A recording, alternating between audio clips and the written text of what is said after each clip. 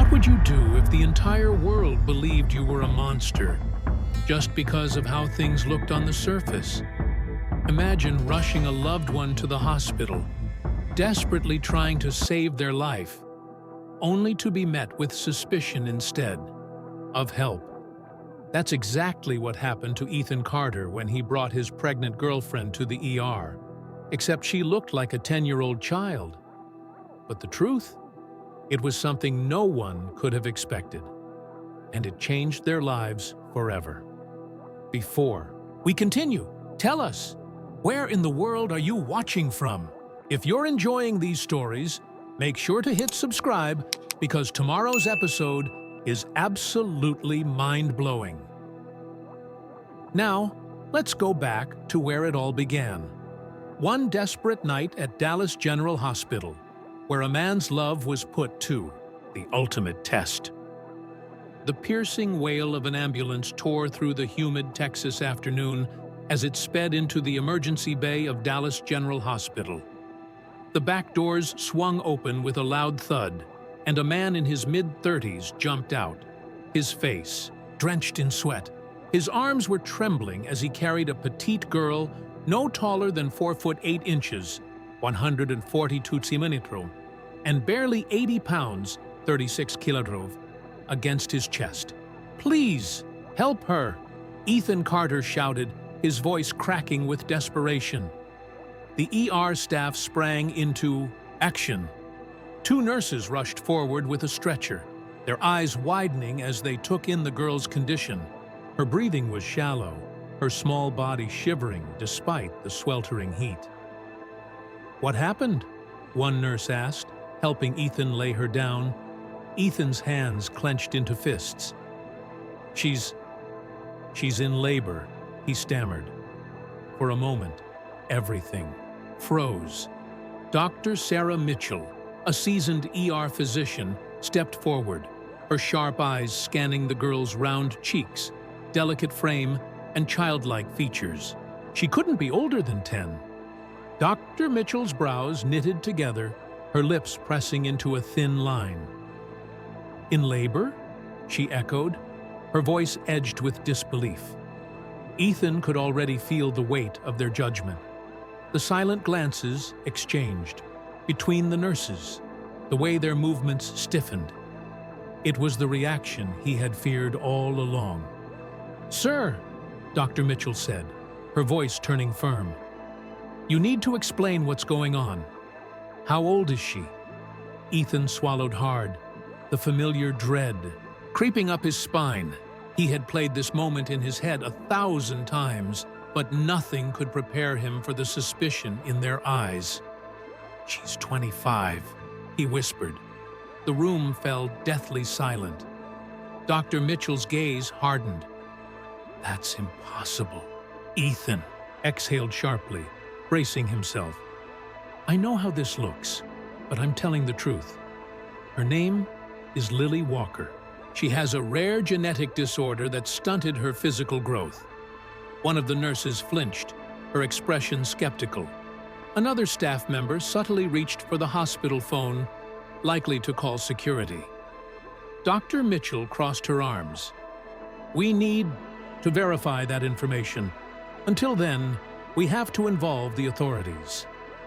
Ethan's stomach twisted. He knew what they were thinking. He could see it in their wary expressions. But none of that mattered now. Not the whispers, not the assumptions, not the burning shame clawing at his chest. The only thing that mattered was Lily, lying motionless on the stretcher, her small hands clutching her swollen belly, her face twisted in pain. "Do whatever you have to do," Ethan said, his voice raw. "Just save her and the baby." Without another word, Dr. Mitchell and her team rushed Lily through the double doors, disappearing into the depths of the hospital. Ethan stood frozen, drowning in watchful eyes, silent accusations, and the crushing weight of a truth no one wanted to believe. Ethan Carter had always considered himself a man of logic. As a high school English teacher in Austin, Texas, he had spent years analyzing texts, breaking down complex narratives and guiding his students through the intricacies of literature. But nothing in his life had prepared him for the story of Lily Walker, a story more unbelievable than any novel he had ever taught. 2 years earlier, the first time Ethan saw Lily Walker, he assumed she had wandered into his adult ESL, English as a Second Language, class by mistake. She was so small, sitting in the back row with her hands folded neatly on the desk, her legs dangling just a few inches above the floor. "Sweetheart, are you lost?" he had asked, his voice gentle. The class chuckled, a few students murmuring, in Spanish and Vietnamese, exchanging amused glances. Lily's expression remained unreadable. "No," she said firmly. "I'm here for the class." Ethan hesitated. "How old are you?" A few of the students laughed, but Lily's face remained serious. She reached into her backpack and pulled out an ID, sliding it across the desk. Lillian Walker, date of birth. April 12th, 1998. Ethan's breath caught in his throat. That couldn't be right. The ID looked real, but the girl in front of him didn't look a day older than 10. Lily tilted her head slightly. "Do you still need to see my driver's license?" A murmur rippled through the class. Ethan felt his ears burn. He cleared his throat and handed the card back, choosing his next words carefully. "Well, Lillian, welcome to class." That was the beginning of it.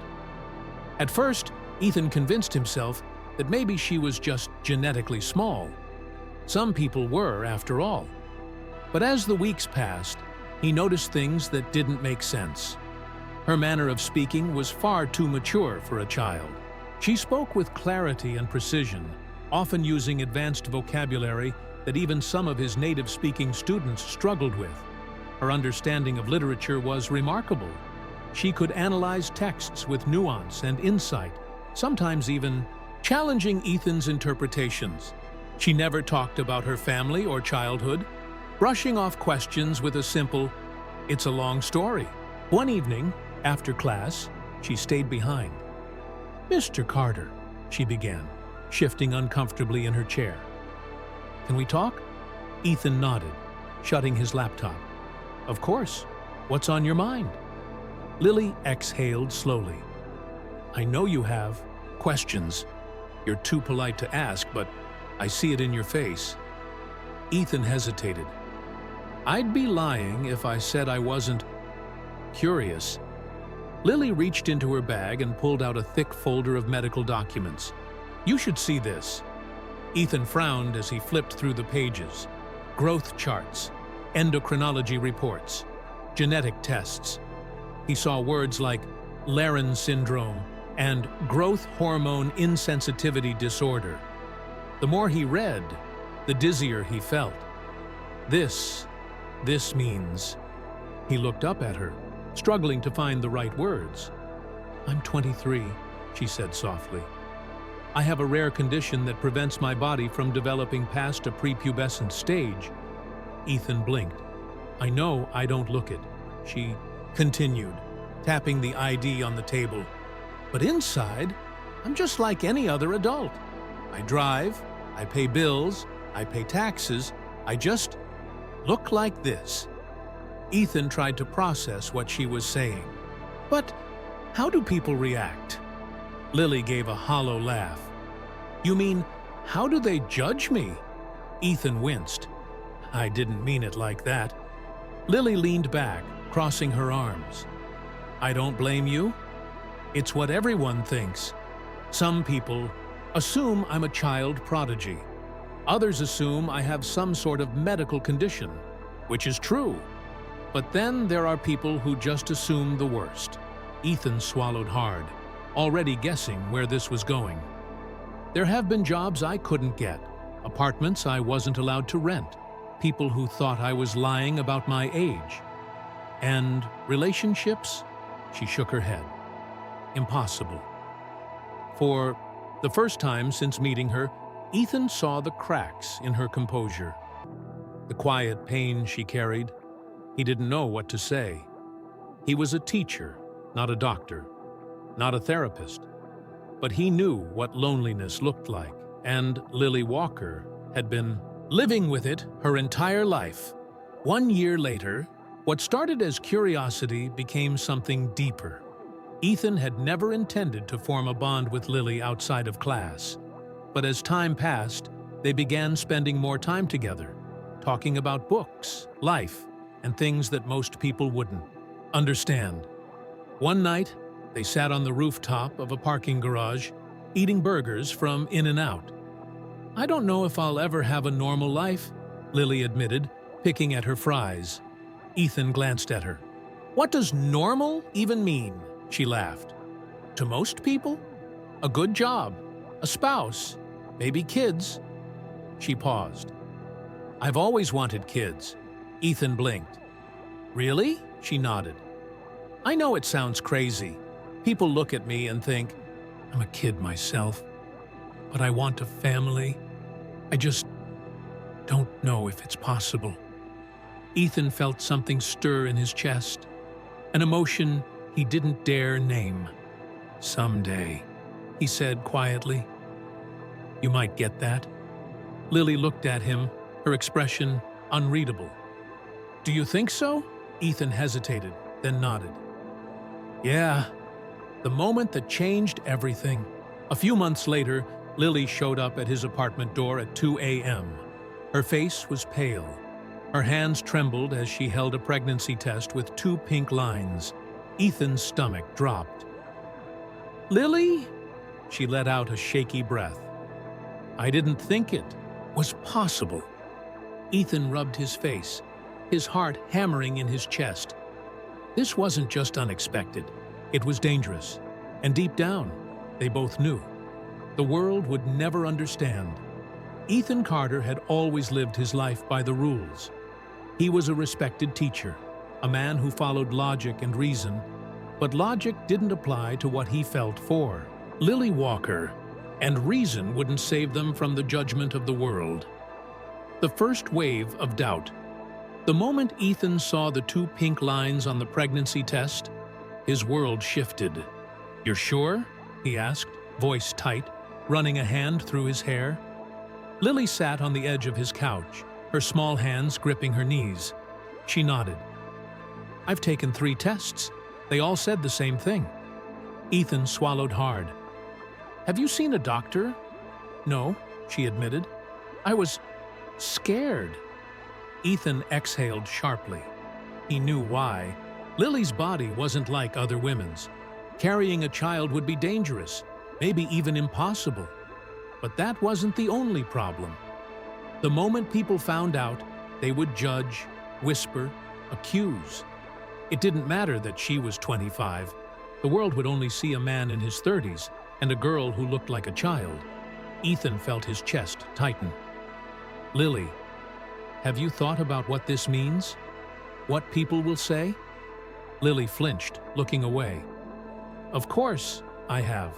Her voice was steady, but her fingers trembled as she brushed a strand of hair behind her ear. "I know people won't understand," she continued. "They never do." Ethan sat down beside her, feeling the weight of every unspoken word between them. Lily had spent her whole life being treated like a fraud, like a child pretending to be an adult. Now, with a pregnancy, it would only make things worse. The headlines flashed through his mind. Teacher impregnates 10-year-old lookalike. Man claims girlfriend is 25. But is she really? Medical mystery or cover-up? His stomach twisted. "Lily, what do you want to do?" She looked him in the eye, her voice barely a whisper. "I want this baby." It started with whispers. At the doctor's office, the receptionist's smile froze when she saw Lily's ID. At the pharmacy, the cashier raised an eyebrow when she filled a prescription for prenatal vitamins. But the worst came when they told their families. Lily had no parents to turn to. She had aged out of foster care years ago. But Ethan had a mother and a sister who weren't about to let this slide. They met at a quiet diner just outside Dallas, and Ethan barely had time to sip his coffee before his sister exploded. "Are you out of your damn mind?" Rachel Carter hissed, slamming her napkin onto the table. His mother, Margaret Carter, sat frozen, her eyes flicking between Ethan and Lily, disbelief etched into every wrinkle on her face. Ethan kept his voice even. "Rachel, keep your voice down." Rachel didn't listen. "You're telling me you got," she gestured wildly at Lily, "a child pregnant?" Lily's fingers curled around the edge of the table. She had been silent the whole time, but now she sat up straighter. "I am not a child," she said, voice sharp. Lily had always known her pregnancy would be a battle, but she never expected to be fighting for her right to keep her own child. The night after Dr. Mitchell's warning, Ethan couldn't sleep. He sat at the edge of their bed, his elbows on his knees, staring at the moonlight filtering through the blinds. "They're coming for us," he murmured.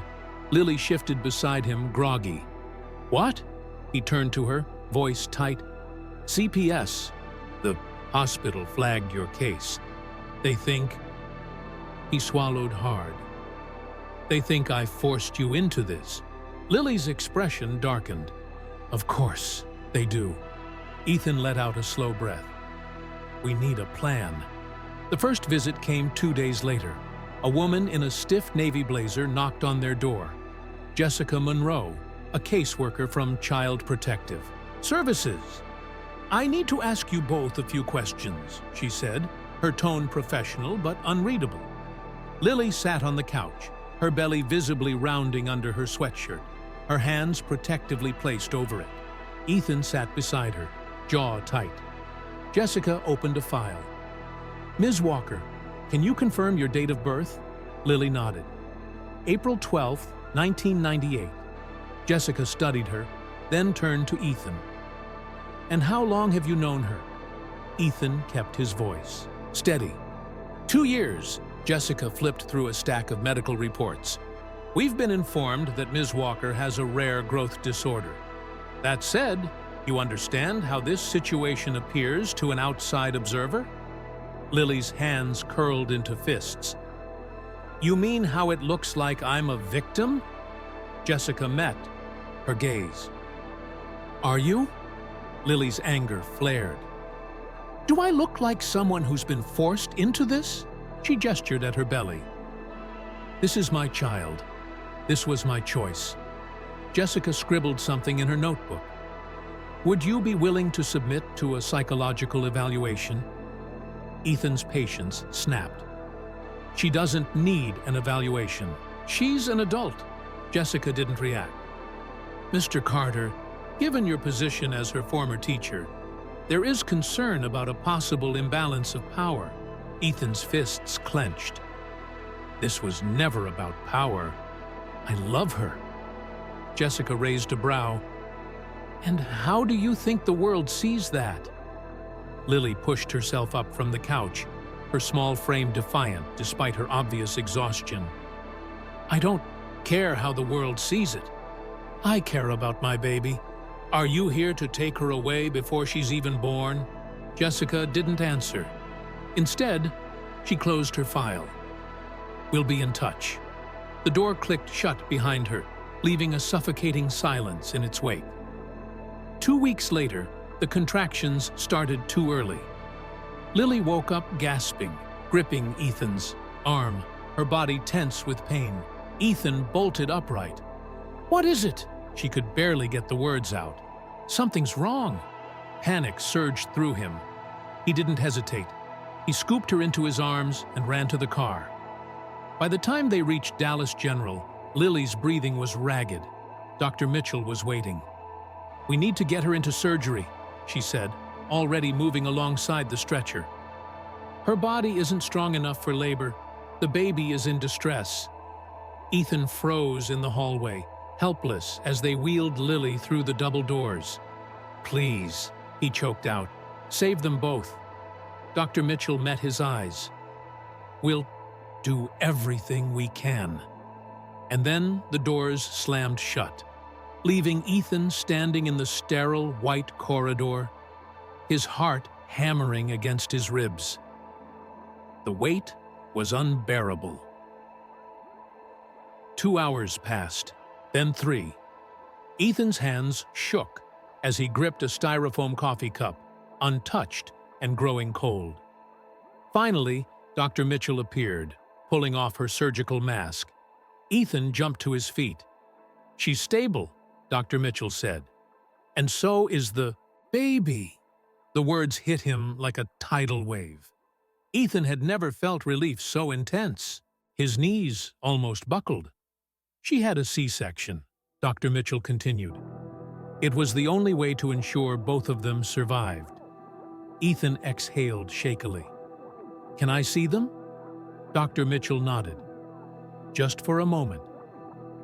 When Ethan entered the room, his breath caught in his throat. Lily lay in the hospital bed, looking so small, so fragile, but she was awake, and in her arms, wrapped in a soft pink hospital blanket, was their daughter. A baby girl, barely 4 pounds, her tiny fingers curling in the air. Lily looked up at him, exhaustion and joy warring in her gaze. "Ethan." He approached slowly, as if afraid the moment might shatter. "She's beautiful," he whispered. Lily smiled weakly. "Do you still want to name her Hope?" Ethan swallowed hard, nodding. "Yeah." He reached out, gently touching the baby's hand. Hope Carter. A name that meant more than just survival. It meant a future. For all of them. Rachel let out a dry laugh. "Oh, sure. You're 25, right? That's what your ID says? Forgive me if I don't just take your word for it." Ethan clenched, his jaw. "You don't have to take her word for it. You can take mine." Margaret finally spoke, her voice quiet. "Ethan, this isn't normal." Ethan exhaled slowly. "I know it isn't, but it's real." Rachel shook her head. "Do you know what people are going to say about you? What this looks like?" Ethan's hands curled into fists beneath the table. "Yes, Rachel, I do." Rachel's eyes darkened. "Then tell me this, big brother. When CPS comes knocking at your door, do you think they're going to care that she has a rare disorder? Do you think they'll care that she's an adult?" Lily's face drained of color. Rachel leaned forward. "They'll take that baby away from you. And they might take you too." The words hit like a slap. Ethan knew she was right. After that night, everything changed. Ethan resigned from his teaching job, knowing the second someone put the pieces together, his career would be over. He found a new job doing remote work for a publishing company, keeping his life as private as possible. Lily stayed home, avoiding prying eyes, but the gossip still spread. Neighbors whispered, strangers stared, and then, one morning, someone spray-painted the word "Predator" across Ethan's car. That was the breaking point. Ethan gripped the steering wheel, rage boiling in his veins. He wanted to fight back, to yell, to demand that the world see the truth. But then he heard Lily's voice behind him. "Ethan." He turned. She stood in the doorway, hands cradling her growing belly, her eyes filled with exhaustion. "They'll never stop, will they?" she whispered. Ethan sighed. "No, probably not," Lily swallowed. "Then we have to be stronger than them." He walked to her, placing his hands over hers. "Are you sure you still want this?" She nodded, determination flickering in her tired eyes. "I'm sure." And that was all that mattered. When Lily was 7 months pregnant, her doctor issued a final warning. "Lily, your body wasn't built for this. Dr. Sarah Mitchell said, her voice laced with concern. "You've made it this far, but the stress on your organs is increasing. I strongly recommend an induced early delivery." Lily nodded. "How soon?" The doctor hesitated. 2 weeks, at most." Ethan squeezed Lily's hand, knowing she was terrified. Then Dr. Mitchell hesitated. "Also, I need to inform you that due to the nature of your case, hospital administration has been advised to report your pregnancy to CPS." Ethan went cold. Lily froze. "They think Ethan's a criminal, don't they?" she whispered. He reached out, gently touching the baby's hand. Hope Carter. A name that meant more. Dr. Mitchell's silence was answer enough. Ethan gritted his teeth. "You're telling me they're coming after our baby?" The doctor sighed. "I don't agree with it, but yes." Lily buried her face in her hands, her small shoulders shaking. Ethan pulled her close, anger burning in his chest. He had tried to do this the right way, to follow the rules, to play by society's expectations. But if they wanted a fight, they were going to get one. Lily had always known her pregnancy would be a battle, but she never expected to be fighting for her right to keep her own child. The night after Dr. Mitchell's warning, Ethan couldn't sleep. He sat at the edge of their bed, his elbows on his knees, staring at the moonlight filtering through the blinds. "They're coming for us," he murmured. Lily shifted beside him, groggy. "What?" He turned to her, voice tight. "CPS. The hospital flagged your case. They think..." He swallowed hard. "They think I forced you into this." Lily's expression darkened. "Of course, they do." Ethan let out a slow breath. "We need a plan." The first visit came 2 days later. A woman in a stiff navy blazer knocked on their door. Jessica Monroe, a caseworker from Child Protective Services. "I need to ask you both a few questions," she said, her tone professional but unreadable. Lily sat on the couch, her belly visibly rounding under her sweatshirt, her hands protectively placed over it. Ethan sat beside her, jaw tight. Jessica opened a file. "Ms. Walker, can you confirm your date of birth?" Lily nodded. "April 12th, 1998.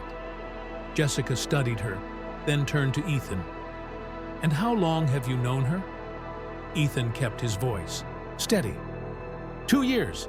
Jessica flipped through a stack of medical reports. "We've been informed that Ms. Walker has a rare growth disorder. That said, you understand how this situation appears to an outside observer?" Lily's hands curled into fists. "You mean how it looks like I'm a victim?" Jessica met her gaze. "Are you?" Lily's anger flared. "Do I look like someone who's been forced into this?" She gestured at her belly. "This is my child.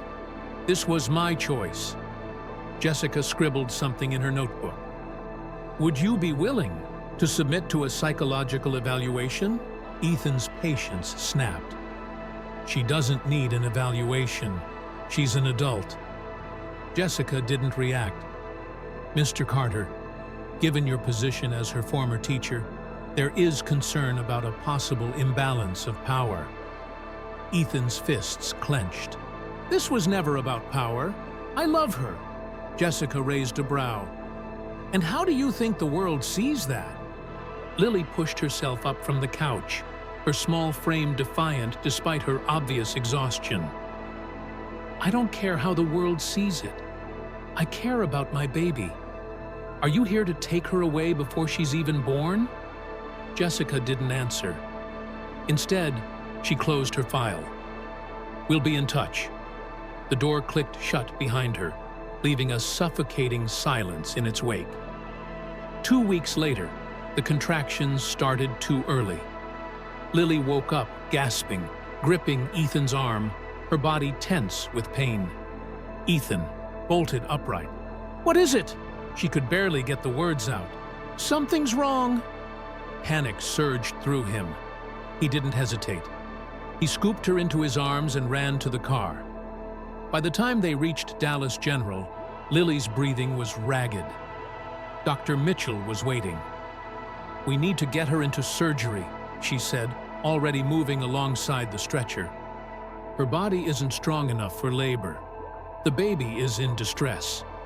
Ethan froze in the hallway, helpless as they wheeled Lily through the double doors. "Please," he choked out. "Save them both." Dr. Mitchell met his eyes. "We'll do everything we can." And then the doors slammed shut, leaving Ethan standing in the sterile white corridor, his heart hammering against his ribs. The weight was unbearable. 2 hours passed, then 3. Ethan's hands shook as he gripped a styrofoam coffee cup, untouched and growing cold. Finally, Dr. Mitchell appeared, pulling off her surgical mask. Ethan jumped to his feet. "She's stable," Dr. Mitchell said. "And so is the baby." The words hit him like a tidal wave. Ethan had never felt relief so intense. His knees almost buckled. "She had a C-section," Dr. Mitchell continued. "It was the only way to ensure both of them survived." Ethan exhaled shakily. "Can I see them?" Dr. Mitchell nodded. "Just for a moment." When Ethan entered the room, his breath caught in his throat. Lily lay in the hospital bed, looking so small, so fragile, but she was awake, and in her arms, wrapped in a soft pink hospital blanket, was their daughter, a baby girl, barely 4 pounds, her tiny fingers curling in the air. Lily looked up at him, exhaustion and joy warring in her gaze. "Ethan," he approached slowly, as if afraid the moment might shatter. "She's beautiful," he whispered. Lily smiled weakly. "Do you still want to name her Hope?" Ethan swallowed hard, nodding. "Yeah, then just survival." It meant a future for all of them. The fluorescent lights of Dallas General Hospital's operating room buzzed faintly, their harsh glow illuminating the pale figure on the table. Lily Walker lay motionless, her fragile body dwarfed by the sterile white sheets. Her breathing was shallow, her small hands twitching every few minutes as her body struggled to keep up. Outside the OR, Ethan Carter paced the waiting area, his fingers digging into his scalp. The sterile smell of antiseptic filled his nostrils, but all he could focus on was the distant murmur of rushing footsteps, clanking metal trays, and hushed, urgent voices behind the double doors. Time had lost meaning. 30 minutes? An hour? He didn't know. All he knew was that Lily was in there, fighting for both her life and their child's. Inside the operating room, Dr. Sarah Mitchell's voice was calm but sharp as she called out instructions. "Her heart rate is dropping. 94. Over 60 and falling," a nurse announced, her voice strained. Dr. Mitchell tightened her grip on her surgical tools. Lily's body was failing. Her tiny frame had already struggled through 7 months of pregnancy, and now, as labor took hold, her body was shutting down under the strain. "She's not going to make it through natural delivery," Dr. Mitchell declared. "We need an emergency C-section, now!" The team moved in synchronized chaos, prepping for surgery. Dr. Mitchell took a deep breath, steadying herself. A single mistake could cost both lives. She glanced at the clock, 1:27 a.m. Back in the waiting room, Ethan's legs shook as he sat down, his head dropping into his hands. The whispers hadn't stopped. "This whole situation is wrong. How? Did this even happen? Did the hospital call the police?" Ethan's jaw tightened. He had heard it all before. The judgment, the disgust, the disbelief. But nothing compared to this moment. Because this time, the judgment wasn't just about him. It was about Lily, their baby, their entire future. The sound of rapid footsteps snapped him out of his thoughts. Dr. Mitchell emerged through the doors, her scrubs stained with sweat. Ethan was on his feet in an instant, his voice cracked. "Is she?" "She made it through surgery," Dr. Mitchell said, but her expression remained grim. "But we almost lost her." Ethan felt his stomach drop. "She went into cardiac distress halfway through the C-section," Dr. Mitchell explained, rubbing a hand across her forehead. "Her body nearly shut down, but we stabilized her in time." Ethan swallowed hard. "And the baby?" Dr. Mitchell's gaze softened for the first time that night. "She's alive," she said quietly. "A little girl, 3 pounds, 8 ounces. Ethan's breath hitched. "A girl?" Dr. Mitchell nodded. "She's in the NICU. She'll need time, but she's a fighter." Ethan's knees almost buckled. His hands clutched his face, chest heaving as the weight of the night crashed down on him. He had almost lost everything. A nurse led Ethan down a quiet hallway, past the endless hum of monitors and hushed voices of other NICU parents. When they reached the incubator, Ethan stopped. Inside, a tiny, fragile infant lay swaddled in soft pink blankets, a small nasal cannula providing oxygen. Her tiny fingers curled slightly, her chest rising and falling with slow, rhythmic breaths. Ethan couldn't move. He had spent months fearing this moment, dreading the whispers, the accusations, the fight to prove that he wasn't some kind of monster. But looking at her now, none of that mattered. She was real. She was here. A nurse smiled softly. "Would you like to hold her?" Ethan nodded, unable to speak. As the nurse gently placed the baby in his arms, he stared down at her tiny face. "She looks like her mother," he whispered. His voice broke on the last word. For the first time in months, he let himself cry, because against all odds, she had survived. And her name would be Hope. 2 days after the emergency C-section, Ethan Carter sat beside Lily Walker's hospital bed, holding her frail hand in his. She looked so small against the stark white sheets, her body still recovering from the trauma of childbirth and near heart failure. But she was alive. Their daughter, Hope Carter, was alive. It should have been a moment of peace, a moment to breathe. Instead, it was the calm before the storm, because outside the hospital walls, the world had found out. The whispers had turned into headlines. Teacher father's child with 10-year-old look-alike. Medical mystery or cover-up.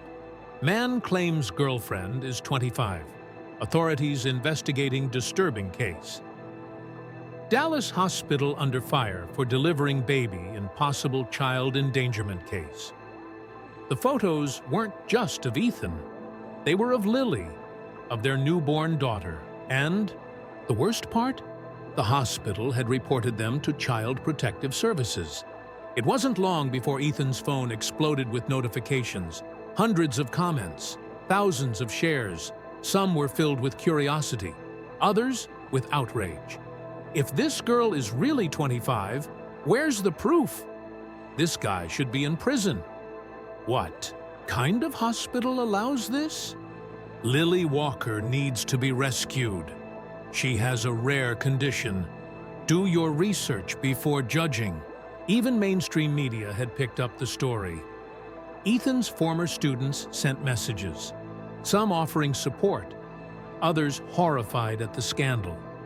His family stopped answering his calls, and then, at 8:42 p.m., he got the message that made his blood run cold. CPS will be visiting your hospital room tomorrow morning. Be ready.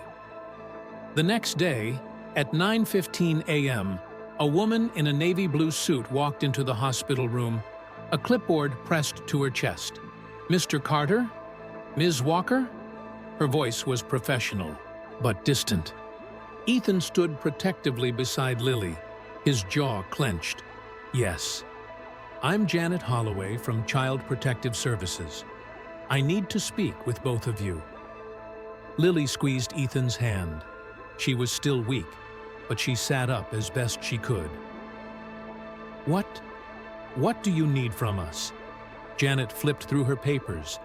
"Due to the unique nature of this case, we need to confirm the following. 1, that Ms. Walker is indeed a legal adult. 2, that this child was conceived with full consent. And 3, that this baby is in a safe and stable environment." Ethan felt anger rise in his chest. "Are you saying we're unfit parents?" Janet's expression remained neutral. "I'm saying the public outcry has put pressure on our department to ensure due diligence." Lily's voice wavered, but she spoke clearly. "You want proof? I have medical records, a birth certificate, and legal identification to verify my age." Janet nodded. "We'll need to review them officially." She turned to Ethan. "But Mr. Carter, let me be frank. You are under heavy scrutiny. Even if the documents check out, there is still public pressure to remove this child from your care." The room fell silent. Lily's breath hitched. "You can't take hope from us." Janet sighed, her professional facade cracking slightly. "That's not my decision to make." But the implication was clear. Someone was trying to take their daughter. That night, Ethan and Lily sat in their hospital room, watching a news broadcast about their case. Social media backlash has led to calls for an independent investigation into Carter and Walker's relationship. Experts weigh in on whether this is a case of medical anomaly or something far more troubling. Ethan turned off the TV. Lily stared at the blank screen, her fingers gripping the hospital blanket. "We can't just let them control the narrative."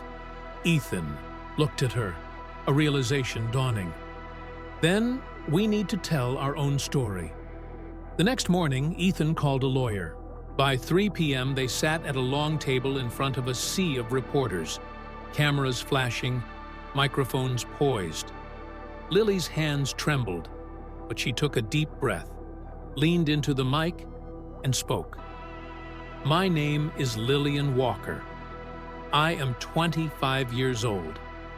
I have Laron syndrome, a genetic disorder that prevents normal growth. I have lived my whole life being judged, questioned, and treated like a child, despite being a full-grown adult." She turned to Ethan, her voice stronger now. "Ethan Carter is not a predator. He is my partner. We love each other.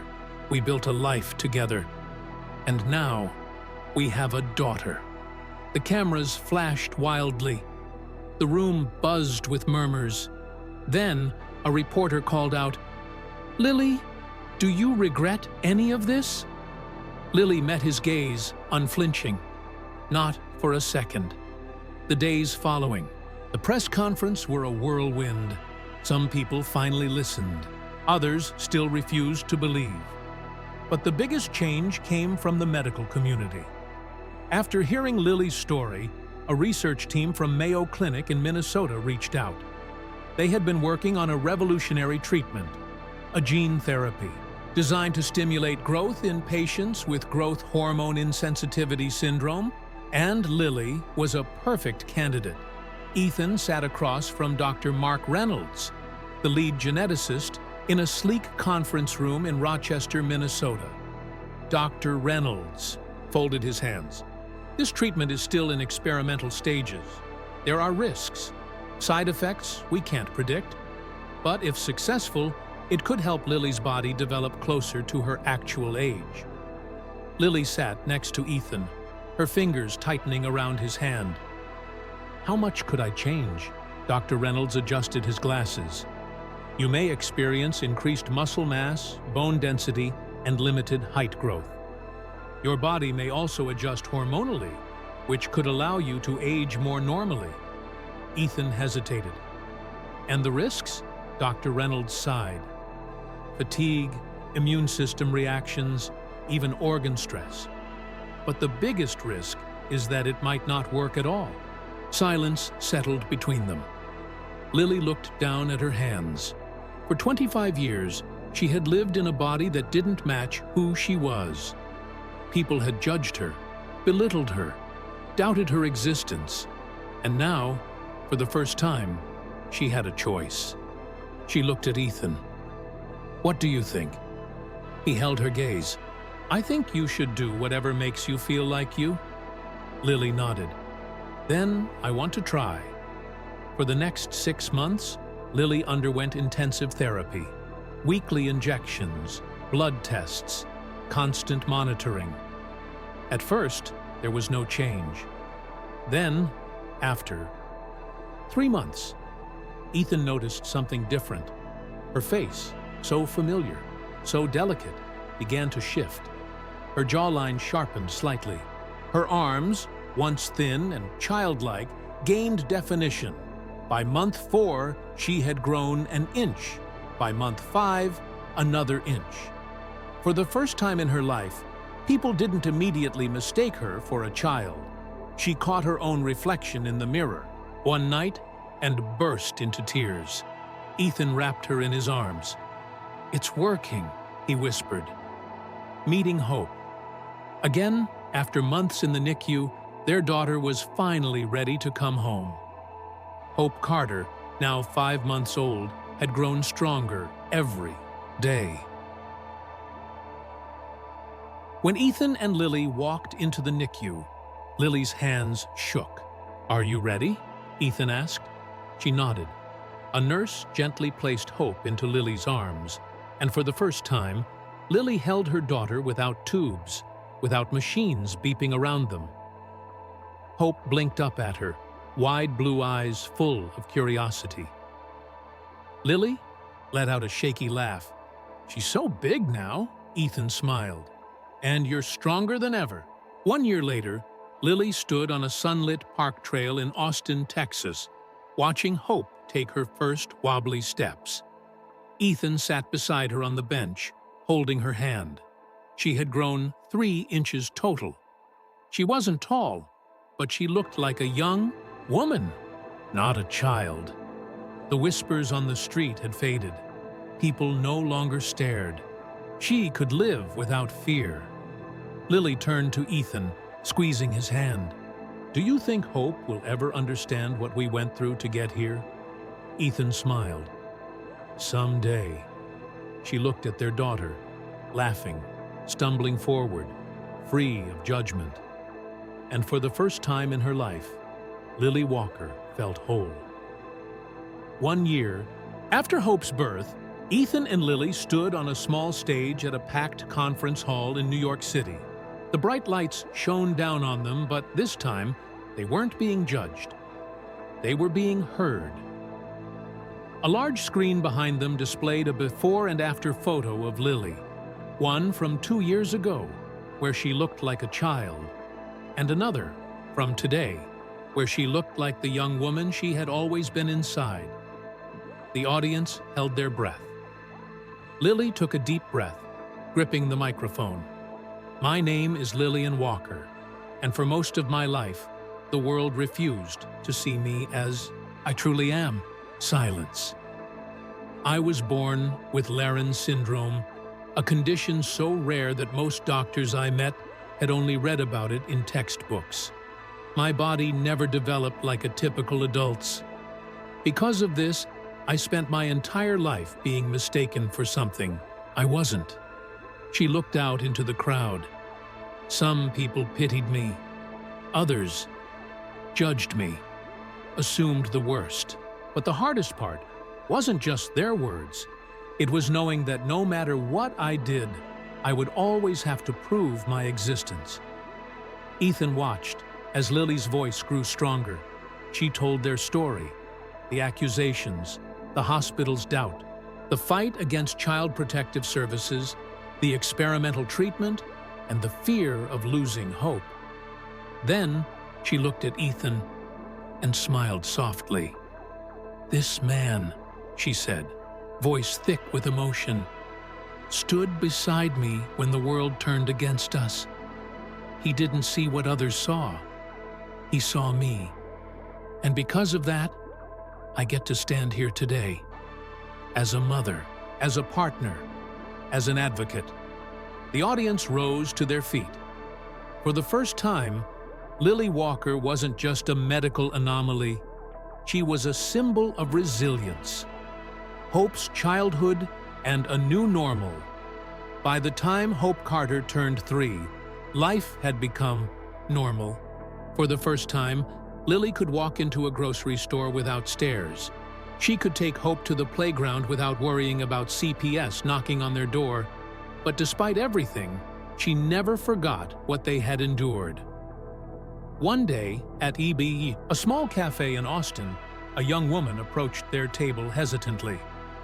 "Excuse me," she said, nervously wringing her hands. "Are you Lillian Walker?" Lily exchanged a glance with Ethan and smiled. "Yes, I am." The girl let out a breath of relief. "I just wanted to say, your story changed my life." Lily tilted her head. "How so?" The girl hesitated before pulling up her sleeve, revealing a small medical alert bracelet. "I have Turner syndrome," she admitted. "I was diagnosed when I was a baby, and I've always felt like I didn't fit in. When I saw your story online, I finally felt like I wasn't alone." Lily's heart swelled. She had spent years feeling isolated, but now, because of her journey, others had found hope. She reached out, placing a hand over the girl's. "You're not alone, and you never were." The girl's eyes filled with tears. "Thank you." And just like that, Lily realized her purpose had only just begun. That night, as Lily and Ethan sat on their balcony, the warm Texas air wrapping around them, Lily stared at the blank notebook in her lap. Ethan took a sip of his coffee, glancing over. "What are you working on?" She hesitated, then flipped to the first page. Title: Against All Odds, Our Story of Love, Judgment, and a Miracle. Ethan raised an eyebrow. "A book?" Lily nodded. "I've been thinking about it for a while. I want to tell our story, the truth, in our own words." Ethan smiled softly. "Then let's do it."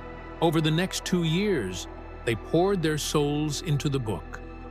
They relived every painful moment, the accusations, the fear, the surgery, the fight for hope.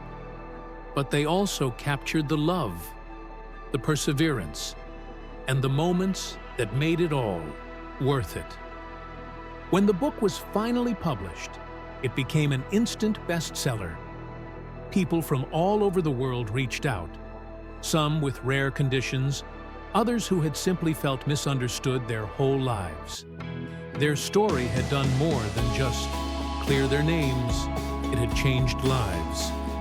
Years later, on a quiet summer evening, Ethan and Lily watched from their backyard as Hope, now 7, chased fireflies across the grass. Lily leaned into Ethan's side, resting her head on his shoulder. "Can you believe how far we've come?" Ethan chuckled.